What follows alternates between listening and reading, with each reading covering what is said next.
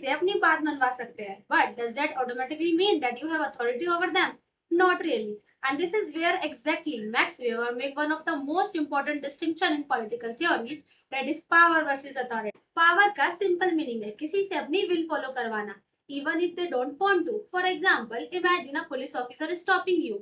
You may not want to stop, but you still do because that police officer has the power to enforce that order. Authority is different. Authority is a power that is considered legitimate. जब आप किसी elected government के laws को follow करते हो, सिर्फ इसलिए नहीं बिकॉज उनके पास फोर्स है, बट इसलिए because you recognise its legitimacy to govern. Max Weber ने लेजिटिमेट अथॉरिटी के तीन टाइप दिए: traditional, charismatic and legal rational. Traditional legitimacy, जहाँ legitimacy long established customs and tradition से आती है, जैसे कि historically accepted monarch.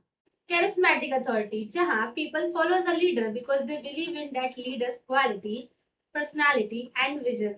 And legal rational authority, जहाँ authority किसी person की personality से नहीं बल्कि laws, rules and institutions से आती है.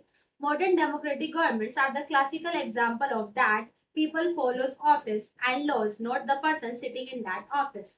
So Max Weber का real question सिर्फ ये नहीं था who has the power, but the biggest question, why do people accept that power as legitimate? And that's the difference between power and authority. So, if you like this concept, do let me know and follow for more such videos.